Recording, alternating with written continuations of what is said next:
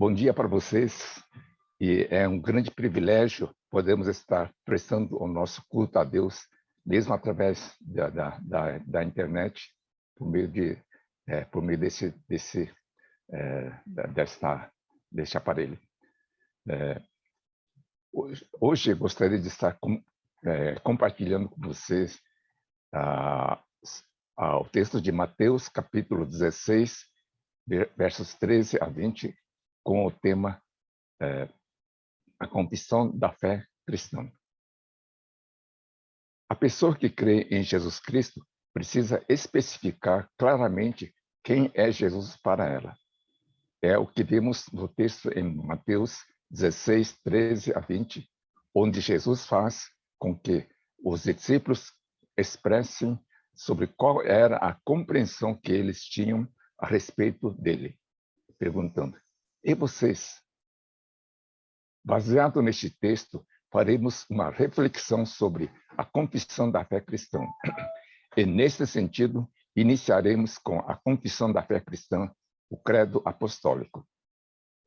A palavra credo veio do latim e significa crer, oração, confissão, etc. A confissão da fé cristã. Creio em Deus Pai Todo-Poderoso, Criador do céu e da terra. Creio em Jesus Cristo, seu unigênito Filho, nosso Senhor, o qual foi concebido por obra do Espírito Santo, nasceu da Virgem Maria, padeceu sob o poder de Pôncio Pilatos, foi crucificado, morto e sepultado, desceu em Hades. Ao terceiro dia, ressurgiu dos mortos, subiu ao céu e está à direita de Deus Pai, Todo-Poderoso, de onde há de vir para julgar os vivos e os mortos. Creio no Espírito Santo, na Santa Igreja de Cristo, na comunhão dos santos, na remissão dos pecados, na ressurreição do corpo e na vida eterna. Amém.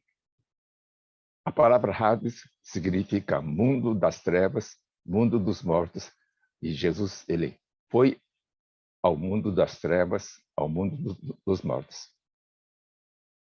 O que é a fé? A confissão da fé cristã inicia-se com a declaração eu creio.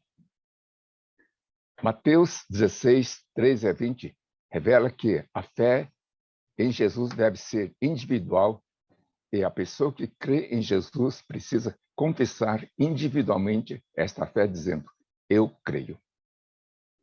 Uma necessidade fundamental para um bom relacionamento pessoal saudável é crer. Algumas vezes pode-se crer com toda a convicção, sem ter nenhum fundamento do porquê crer. Mas é importante ter um fundamento correto sobre o porquê está crendo. As Escrituras, em Hebreus capítulo 11, revela o que é fé no sentido espiritual e se torna um princípio fundamental para tudo o que se refere ao crer. A fé é a certeza de que vamos receber as coisas que esperamos e a prova que existem coisas que não podemos ver.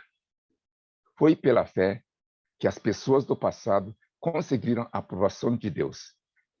É pela fé que entendemos que o universo foi criado pela palavra de Deus e que aquilo que pode ser visto foi feito daquilo que não se vê. Foi pela fé que Abel ofereceu a Deus um sacrifício melhor do que o de Caim. Pela fé, ele conseguiu a aprovação de Deus como um homem correto, tendo o próprio Deus aprovado as suas ofertas. Por meio da fé, Abel, mesmo depois da morte, ainda fala. Foi pela fé que Enoque escapou da morte e foi levado para Deus, e ninguém o encontrou, porque Deus mesmo o havia levado. As Escrituras Sagradas dizem que, antes disso, ele já havia agradado a Deus. Sem fé, ninguém pode agradar a Deus, porque quem vai a ele precisa crer que ele existe e que recompensa os que procuram conhecê-lo melhor. O significado da cruz. Jesus sabia que o dia em que seria morto na cruz estava próximo. Jesus foi enviado por Deus Pai a este mundo para ser o Salvador da humanidade. Ou seja, quem crer em Jesus será salvo da morte eterna e como consequência do pecado. E o único caminho que possibilitaria a salvação era a cruz. A cruz causa uma terrível dor física. Porém, para Jesus, muito mais do que a dor física, havia a dor espiritual, pois, ao tomar sobre si o pecado da humanidade, ele que era santo se tornaria pecador e seria abandonado por Deus. Foi o que aconteceu quando Jesus foi crucificado. Jesus clama a Deus: Deus meu, por que me desamparaste? O Antigo Testamento revela que quem for crucificado significa que é uma pessoa amaldiçoada por Deus. Deus inspirou Moisés e alertou aos israelitas que, como povo de Deus, ele precisava viver uma vida digna e, se cometesse um crime e fosse crucificado, Deus o consideraria amaldiçoado. Se alguém for morto por ter cometido um crime e o corpo for pendurado num poste de madeira, não deixem que o corpo fique ali durante a noite. O que for pendurado no madeiro crucificado é maldito de Deus. Deuteronômio 21, 22, 23. O que os discípulos ouviram das pessoas sobre quem era Jesus? Mateus 16, 13. Ao aproximar-se do dia em que seria morto, Jesus pede que os discípulos fizessem a sua declaração de fé. Para isso, Jesus levou os discípulos ao lado de Cesareia de Filipe. Ele tinha um propósito para levar os discípulos a este lugar. Predominava na região de Cesareia a adoração a Baal, considerado um deus. Além da adoração a Baal, as pessoas acreditavam em vários deuses, demonstrando uma confusão espiritual. Foi nesta situação que Jesus pergunta a seus discípulos: quem diz o povo ser o filho do homem? Este povo está se referindo aos israelitas que conheciam as Escrituras, e filho do homem se refere a Jesus. Os discípulos responderam, uns dizem ser João Batista. João Batista anunciou o arrependimento. Ele tinha um forte senso de justiça, condenando vigorosamente o erro dos israelitas, que com a boca louvavam a Deus, diziam que criam em Deus, mas a maneira de viver estava fora dos ensinamentos de Deus. Por isso, eles precisavam se arrepender. Também João chamou a atenção do rei Herodes pelo erro que vinha cometendo. Mas Herodes não gostou da advertência de João e, no final, acabou o assassinando. As pessoas diziam erroneamente que João ressuscitou na forma de Jesus Cristo. Outros diziam que Jesus era Elias. Elias foi um profeta imensamente usado por Deus. Deus o levou ao céu sem passar pela morte. Outros diziam que Jesus era Jeremias.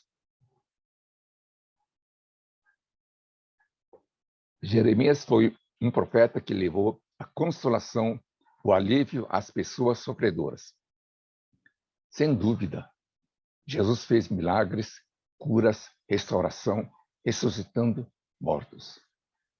Os seus ensinos são maravilhosos e convincentes. E as pessoas viam apenas este aspecto de Jesus. Porém, o essencial é conhecer quem realmente é Jesus, a sua natureza divina. A falta de compreensão correta passa a ser aplicada em pessoas ou entidades. Por exemplo, Uma pessoa que tem um dom da cura é conhecida como uma pessoa poderosa que cura. Uma igreja que realiza milagres, uma igreja que tem poder para realizar milagres, deixando de reconhecer a atuação de Deus. Jesus queria que soubesse quem verdadeiramente ele era, e não como uma pessoa que tinha poder nas suas palavras, que tinha poder para fazer algum milagre, etc. Apesar de conhecer a palavra de Deus, estavam compreendendo de modo errado, não percebendo a profecia de Jesus, que seria o Messias. É essencial compreender e interpretar a palavra de Deus de maneira correta e fundamentar a sua fé na palavra de Deus, e não ficar imaginando ou seguindo os seus próprios sentimentos momentâneos. Deus enviou o Espírito Santo para ser o auxiliador na interpretação correta da Bíblia. A confissão da fé dos discípulos. Mateus 16:15. Jesus pergunta aos discípulos: "E vocês? Quem vocês dizem que eu sou?" Na vida de fé, é importante ouvir os ensinos dos líderes, o ensino dos pastores, dos teólogos, etc., pois isto ajuda na formação da fé. Porém, jamais deverá permanecer apenas nisto. A fé precisa ser fundamentada na Bíblia, entendendo e interpretando corretamente a Bíblia com a ajuda do Espírito Santo.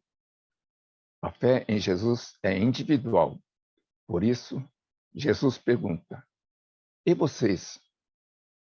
Ou seja, não são os outros que falam sobre quem é Jesus, mas é você. Versículo 16. Pedro responde: "O Senhor é o Messias Salvador, o Filho do Deus vivo." Esta declaração de Pedro se torna a base da confissão da fé cristã. Pedro declara que Jesus é o Filho do Deus vivo. Mas quem é Deus vivo? Deus revelou a Moisés sobre quem ele era quando lhe foi perguntado: "Quando eu for falar com os israelitas, eles disseram: o Deus dos seus antepassados me enviou a vocês. Eles vão me perguntar: qual é o seu nome dele? Aí, o que é que eu digo?" Deus disse: "Eu sou quem sou." E disse ainda: "Você dirá o seguinte: eu sou me enviou a vocês." Este é o nome de Deus para sempre. E assim, ele será lembrado por vocês em todos os tempos. A declaração "eu sou" significa que Deus é um Deus vivo que sempre existiu e jamais foi criado por alguém, por mãos humanas. Este Deus é o criador deste universo, desta terra e de tudo o que existe neste universo e nesta terra. E baseando nesta verdade, a confissão da fé cristã inicia-se com: creio em Deus Pai Todo-Poderoso, Criador do céu e da terra. Quando eu confesso que Jesus Cristo é o meu Messias Salvador, estou confirmando que fui pecador, condenado à morte eterna por causa do pecado, mas fui salvo através da fé em Jesus. Tendo o pecado perdoado, tornando-me filho de Deus, recebendo a vida eterna. É fundamental ter a convicção da salvação, não porque alguém afirmou que você está salvo, não porque eu sei que estou salvo, mas a certeza da salvação deve ser baseada totalmente nas Escrituras Sagradas. Também, quem crê em Jesus não deve produzir frutos indignos, mas frutos dignos, como Gálatas 5, 19 a 26 diz. Vou ler o texto. As coisas que a natureza humana produz são bem conhecidas. Elas são a imoralidade sexual, a impureza, as ações indecentes, a adoração de ídolos, as feitiçarias, as inimizades, as brigas, as ciumeiras, os acessos de raiva, a ambição egoísta, a desunião, as divisões, as invejas, as bebedeiras, as farras e outras coisas como essas. Repito o que já disse. Os que fazem essas coisas não receberão o reino de Deus. Mas o Espírito de Deus produz o amor, a alegria, paz, paciência, a delicadeza, a bondade, a fidelidade, a humildade e o domínio próprio. E contra isso não existe lei. Que com a ajuda do Espírito Santo possamos produzir o fruto de Deus, um fruto que edifica e traz alegria a Deus e às pessoas. A verdadeira felicidade. Versículo 17. Ao ouvir a declaração de Pedro, Jesus lhe disse: Simão, filho de João, você é feliz, porque esta verdade não foi revelada a você por nenhum ser humano, mas veio diretamente do meu Pai que está no céu. Portanto, eu lhe digo, você é Pedro, e sobre esta pedra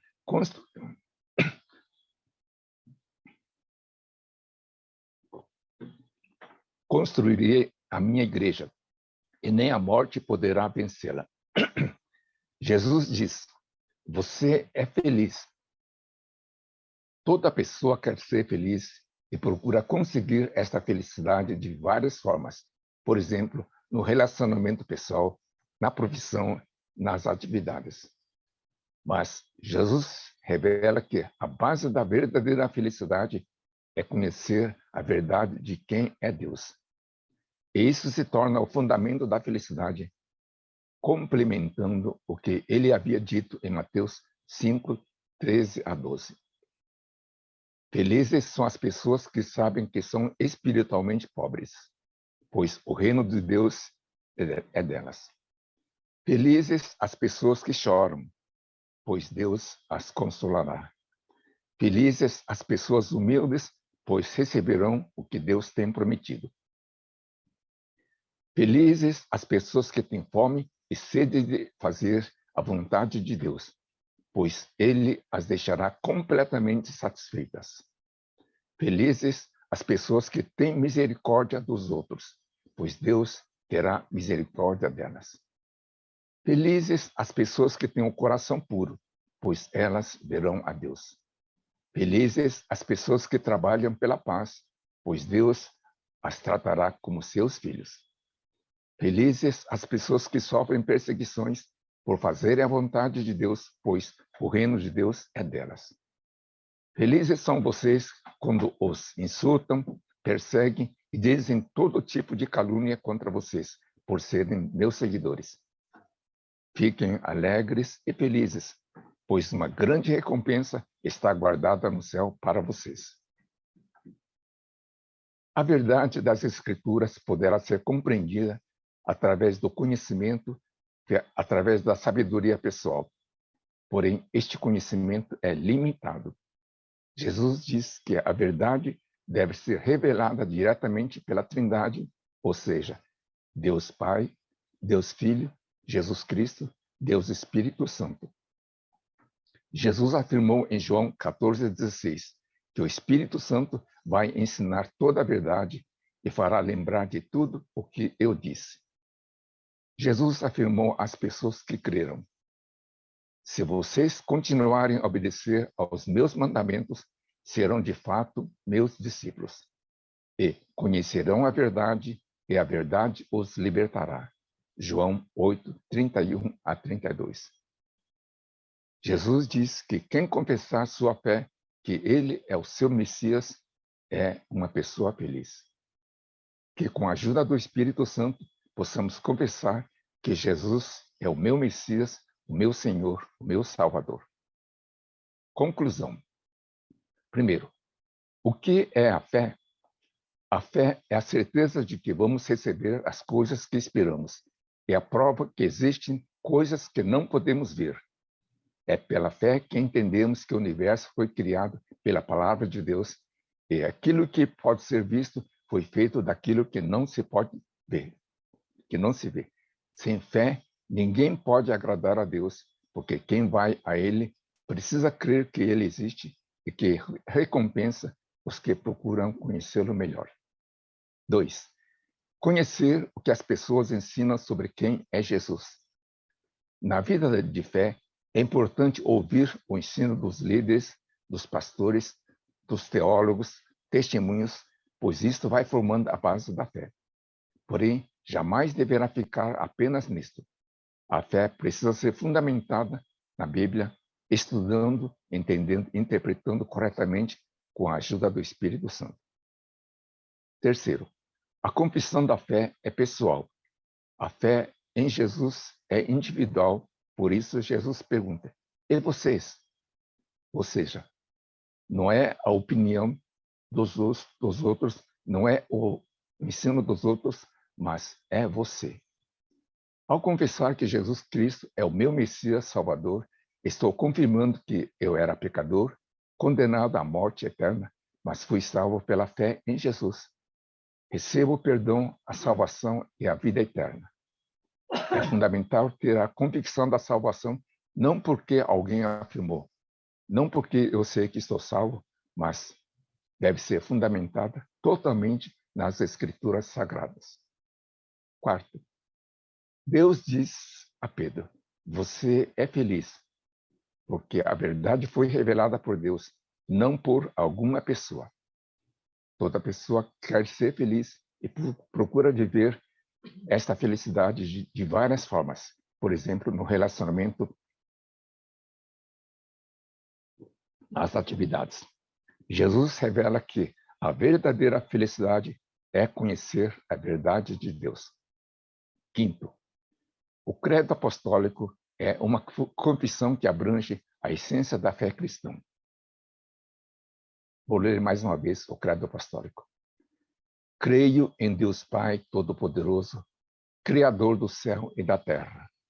Creio em Jesus Cristo, seu unigênito Filho, nosso Senhor, o qual foi concebido por obra do Espírito Santo, nasceu da Virgem Maria, padeceu sob o poder de Pôncio Pilatos, foi crucificado, morto e sepultado, desceu em Hades. Ao terceiro dia, ressurgiu dos mortos, subiu ao céu e está à direita de Deus Pai Todo-Poderoso, de onde há de vir para julgar os vivos e os mortos.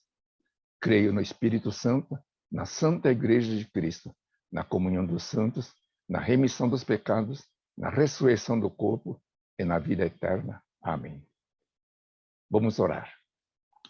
Senhor Deus, muito obrigado pela oportunidade de podermos estar prestando o nosso culto de adoração a Ti. Muito obrigado porque, apesar da pandemia, podemos ouvir a Tua palavra de diversas maneiras. Pedimos a Tua bênção para cada pessoa que está ouvindo esta mensagem, levando o seu coração a Deus, adorando a Deus. Abençoa também aquelas pessoas que, por um motivo ou outro, não estão conseguindo estar junto conosco neste momento. Que o Senhor possa estar falando e continuando e abençoando, protegendo principalmente a cada um da pandemia do coronavírus. Abençoa o pastor Lee, Carlos Lee, que está de férias, que ele possa passar bons momentos edificantes espiritualmente, emocionalmente e com os seus familiares. Agradecemos, Senhor Deus, pela tua misericórdia. Abençoa cada dia que se inicia a partir de hoje, que cada dia possamos estar sentindo a tua presença de maneira real e que cada um, com a tua ajuda, possa ler, estudar a tua palavra a cada momento. Agradecemos e oramos em nome de Jesus. Amém.